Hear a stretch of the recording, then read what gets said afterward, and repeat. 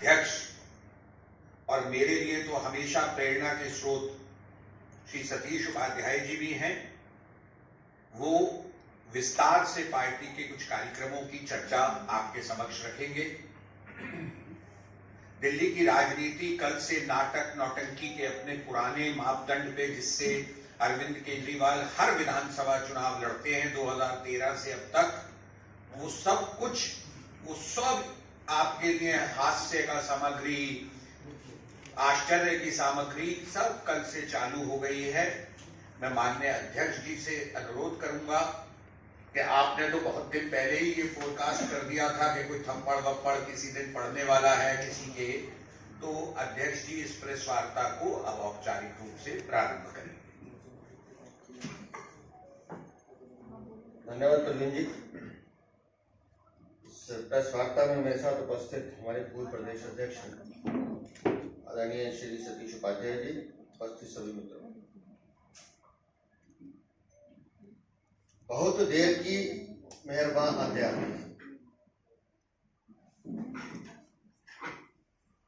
अरविंद केजरीवाल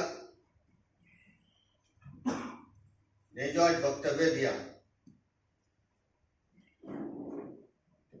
कि नरेश बाल्यान पीड़ित थे, उनको धमकी मिल रही थी।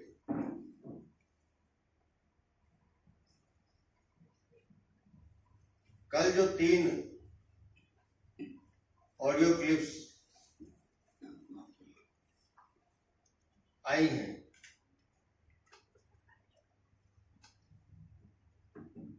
मैं अरविंद केजरीवाल जी से निवेदन करता हूं, एक बार ध्यान से सुनो।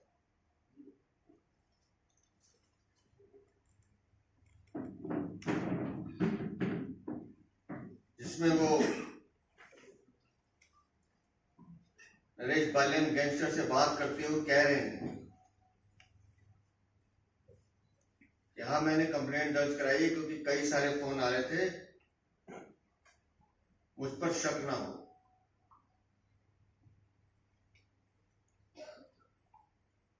अब वो आदमी जिस पे शक ना हो वो पीड़ित कैसे हो सकता है, वो तो अरविंद केजरीवाल जानते हैं।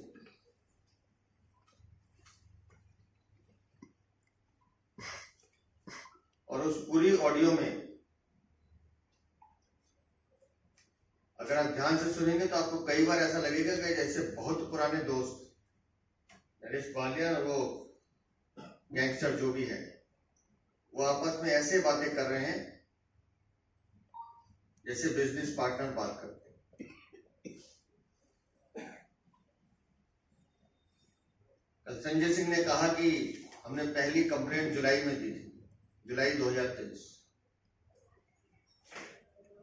तो मैं इस वार्ता के माध्यम से अरविंद केजरीवाल और संजय सिंह दोनों से कहना चाहता हूं, मुलाकात का समय लें, जाएं और उस पीड़ित नरेश बालियान से मिलने एक बार और पूछें कि ये खेल कितने सालों से चल रहा था। ये कोई 1 साल या 6 महीने का खेल नहीं है, 4-5 सालों से ये लगातार खेल चल रहा था। जब नरेश बालियान को लगा कि मेरी कलाई खुल सकती है, मेरी बात टेप हो रही है, तो उसने नंबर बदलने शुरू किया। आपने ऑडियो में सुना होगा कि बार बार वो कहता है कि मैं तुम्हें दूसरा नंबर देता हूं। वो नंबर कहां है, कौन से है वो नंबर, जांच का विषय है, जांच एजेंसी काम कर रही है। वो नंबर कब इश्यू हुए, कौन से साल से हुए, कब से बातचीत हो रही है, ये सब जांच के विषय है। और इसलिए मैं कह रहा हूं अरविंद केजरीवाल, हर झूठ की परत खुलेगी जैसे तुम्हारी खुली है, इस झूठ की भी खुलनी है। क्योंकि ये 6 महीने 1 साल का खेल नहीं है, 4-5 साल पुराना एक्सटॉर्शन रैकेट है, गठजोड़ है भ्रष्टाचार का, जो तुम्हारी सरपरस्ती में दिल्ली में पड़ रहा था।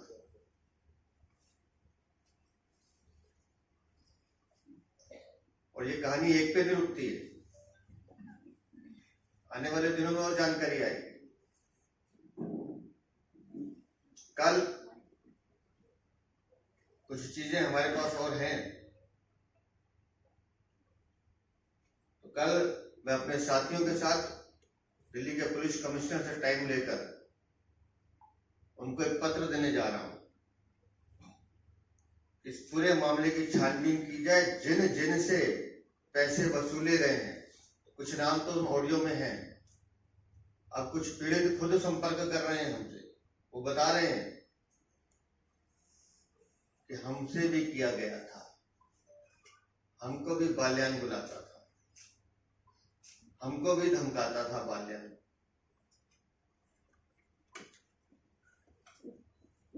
वो जब पीड़ित अपनी बात जांच एजेंसी के सामने रखेंगे तो वो कट मनी वसूली या एक्सटॉर्शन का पैसा किन किन सीढ़ियों से होकर कहां कहां तक शीशे महल तक जाता था, वो हिसाब आएगा सामने। ये दिल्ली की सरकार रंगदारी की सरकार है, ये तो वसूली सरकार है। अब तक हम भ्रष्टाचारी कहते थे, लेकिन ये वसूली और रंगदारी की सरकार है जो अरविंद केजरीवाल तुम्हारे इशारे पे चल रही है, और इसका हिसाब तो तुम्हें देना होगा। और रही बात हमले की, इस दुनिया में जी रहे 10,697 बस मार्शल तुमने निकाले 2023 में साइन करके, जाओ तुम्हें नौकरी से टर्मिनेट किया जाता है।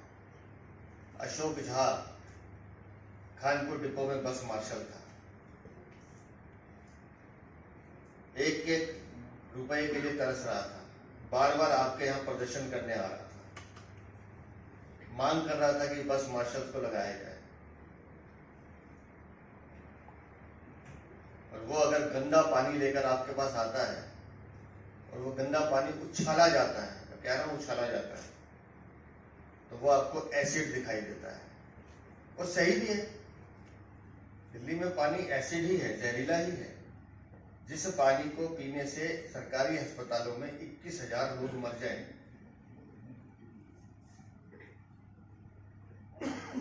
और मैंने तो उस पानी को खुद भी भोगा है, यमुना के पानी को। तो वो पानी जो जनता पीने के लिए मजबूर है अरविंद केजरीवाल, तो वो तुम्हारे दामन पे छलकता है तो तुम्हें एसिड दिखाई देता है, हमला दिखाई देता है। वारी आम आदमी पार्टी और वारे आम आदमी। 100 रुपए की चप्पल और 2 रुपए का पैन डालने वाले अरविंद केजरीवाल, अब तुम्हें पानी से डर लगता है।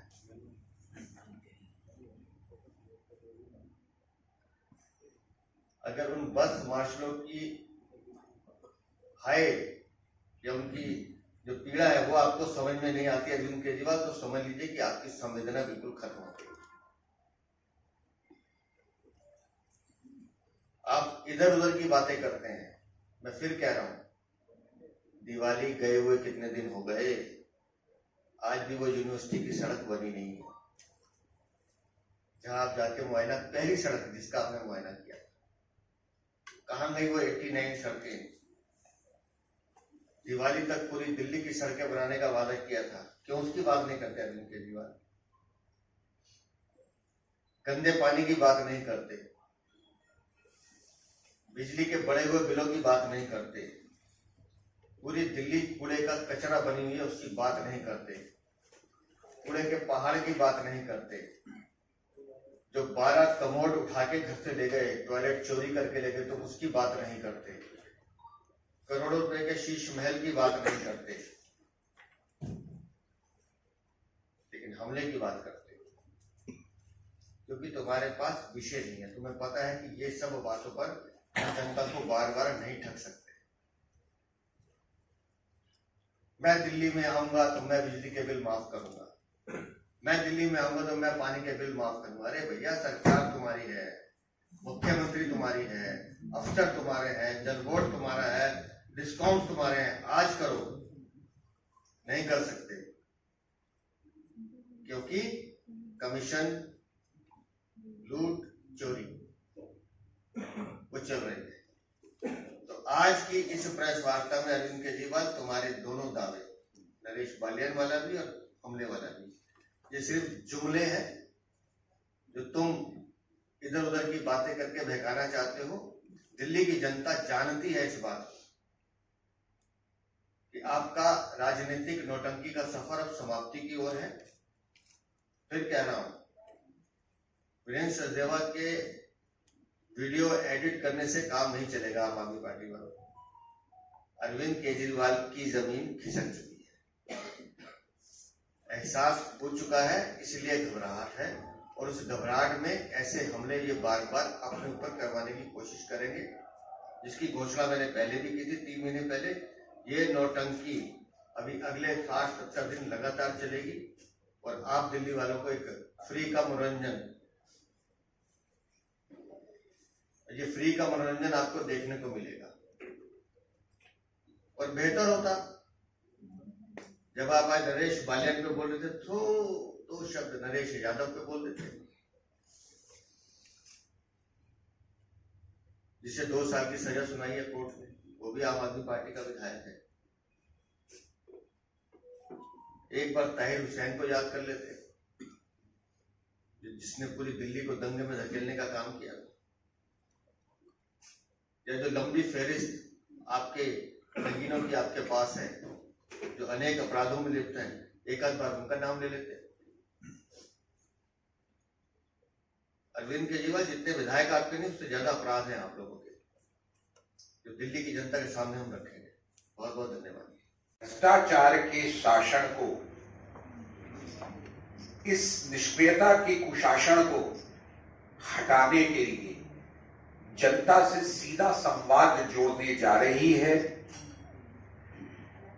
एक नई अनूठी यात्रा, पूरा संगठन मिलके एक साथ। आपने जब भी कोई परिवर्तन की बात सुनी होगी तो ऐसे सुनी होगी, कोई एक व्यक्ति उसको लीड कर रहा है, मगर भारतीय जनता पार्टी एक संगठनात्मक पार्टी है और हमारे प्रदेश अध्यक्ष ने एक निर्णय लिया है।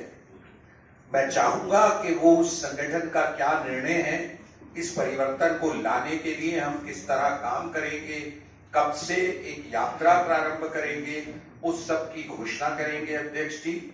उस यात्रा का कार्य कौन देखेंगे, क्या टीम है, वो सब घोषणा अध्यक्ष जी करेंगे।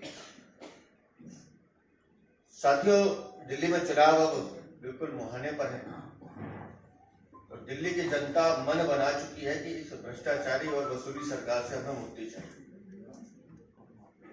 तो भारतीय जनता पार्टी दिल्ली प्रदेश 8 दिसंबर से 8 नवंबर से, तो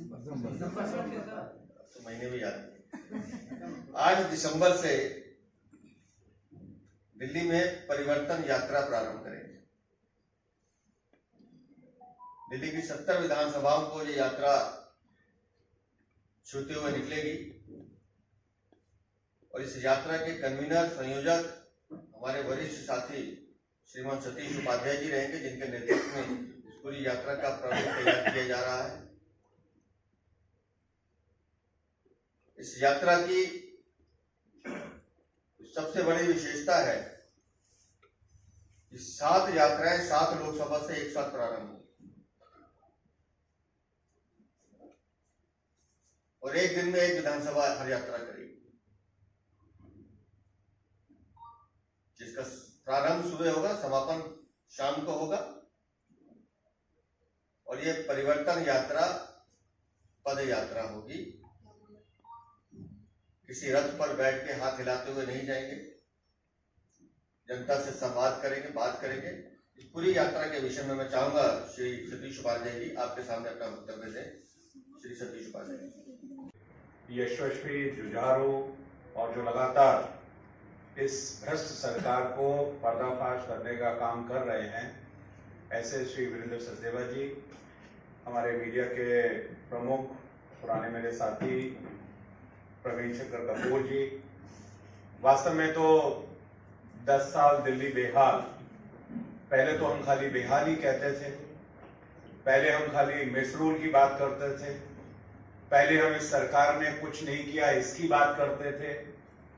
ये सरकार पूरी तरह से पवित्र भ्रष्ट सरकार, अपने आप को पवित्रता का तमगा दे करके सर्टिफिकेट देने वाली सरकार कि मेरी जितने भी मेरे उम्मीदवार हैं, पार्टी में लोग हैं, वो पवित्र भ्रष्ट हैं। और अब केवल भ्रष्ट ही नहीं है, यानी सबसे खराब बात रंगदारी वसूली, जिससे कि एक आम नागरिक के अंदर भय प्राप्त करने का काम इस सरकार ने किया है। दिल्ली की जनता इस रंगदारी की सरकार को, फिरौती की सरकार को, वसूली की सरकार को, भ्रष्ट सरकार को, अराजक सरकार को कभी माफ नहीं करेगी। और यह दिल्ली की आवाज है कि दिल्ली में परिवर्तन निश्चित ही होगा। भारतीय जनता पार्टी की सरकार आ रही है और आपकी जो सरकार है उसका पूरी तरह से गुब्बारा फट चुका है। और इस सब के लिए इस सरकार के जो कारनामे हैं, इस सरकार का जो भ्रष्टाचार है, इस सरकार का महिलाओं के प्रति जो अनाचार है, इस सरकार की जो फिरौती की मानसिकता है, इस सरकार की जो देश विरोधी मानसिकता है, इस सरकार की जो अराजकता की मानसिकता है, इस सरकार की वसूली की जो मानसिकता है। और ठीक कहा अध्यक्ष जी ने, 70 एमएलए हैं, लेकिन अपराधों की सूची अगर आप निकालेंगे, उनके पापों की सूची आप निकालेंगे तो आपको गिनना मुश्किल हो जाएगा 10 साल के अंदर। और इसलिए इस स्थिति को दिल्ली की जनता के साथ संवाद करने के लिए, जनता की आवाज बनने के लिए भारतीय जनता पार्टी ने एक परिवर्तन यात्रा का आयोजन दिल्ली में किया है। और ठीक कहा अध्यक्ष जी ने कि यह परिवर्तन यात्रा पैदल यात्रा होगी। ये यात्रा किसी रथ पर नहीं होगी। हमारी 7 संसदीय क्षेत्र, हमारे 70 विधानसभा क्षेत्र, हमारे 280 जो म्युनिसिपल वार्ड हैं, यानी पूरी दिल्ली को समायोजित करते हुए ये यात्रा किसी न किसी रूप में उसको टच करेगी। और जब हम ये बात कह रहे हैं टच करेगी, तो यात्रा का प्रारंभ हम 8 दिसंबर से प्रारंभ करेंगे और संभवतः 20 दिसंबर तक बीच में 2 दिन के कंटिजेंसी प्लान, कि अगर बीच में कहीं कुछ दिक्कत आती है, कोई घटना घटित होती है, तो दूसरे दिन उस यात्रा को कर सकते हैं। तो ये यात्रा उन दिनों में चलेगी। यात्रा हर संसदीय क्षेत्र में एक ही दिन 8 तारीख को प्रारंभ होगी। हमारे संगठन के 2 जिले एक संसदीय क्षेत्र में आते हैं, तो एक यात्रा अगर आज जिले में है तो दूसरी यात्रा आज एक विधानसभा में एक जिले में होगी, तो दूसरे दिन दूसरी विधानसभा के दूसरे जिले में होगी, जिससे कि सभी लोगों के साथ हम कनेक्ट कर सके। यात्रा का प्रारंभ निश्चित रूप से जो हमारी सनातन परंपरा है, उस परंपरा के तहत वहां पे होने वाला जो भी धार्मिक स्थल है, उस धार्मिक स्थल से प्रातःकाल इस यात्रा को प्रारंभ हम करेंगे। पार्टी का कोई ना कोई वरिष्ठ नेता, कोई ना कोई केंद्रीय नेता इस यात्रा के प्रारंभ के समय भी होगा। और ये यात्रा जब सुबह का समय होगा, उसके बाद वहां के जो वरिष्ठ जन हैं, वहां की जो सामाजिक संस्थाएं हैं, वहां के जो सेल्फ हेल्प ग्रुप हैं, वहां के जो सामाजिक अलग अलग एनजीओ काम करने वाले हैं, आरडब्ल्यूएस हैं, उनके साथ भी ये यात्रा 1 to 1 संवाद करेगी। और उसके बाद लगभग 10:30-11 बजे से लेकर दोपहर तक ये पैदल यात्रा पूरी तरह से जो वहां पर संपर्क का सबसे सघन आबादी का क्षेत्र होगा, जहां लोगों से मैक्सिमम संवाद हो सकता है, ये यात्रा वहां पर चलेगी। दोपहर के बाद 2 बजे से लेकर के 4 बजे तक और 4 से 5 का समय हमने केवल आरडब्ल्यूएस के लिए ऐसा हमने कहा है कि इस आरडब्ल्यू के साथ भी उनका संवाद होगा। उससे पहले उस क्षेत्र में रहने वाले जो की वोटर्स हैं, वरिष्ठ जन हैं, समाज में कोई खिलाड़ी जिन्होंने स्थान लिया है, महिला वर्ग है, उन सब लोगों से भी हमारे लोग संवाद करेंगे। शाम को दोबारा से इसी विधानसभा में हम एक ही दिन में 2 टायर जो हमने बनाया है, एक मॉर्निंग की यात्रा होगी और शाम को 5 बजे से लेके 8 बजे तक ये पैदल यात्रा फिर उसी विधानसभा के एक प्रमुख क्षेत्र से होकर के गुजरेगी और इसके बाद में एक बड़ी लार्ज कॉर्नर मीटिंग यात्रा के समापन के समय पे होगी।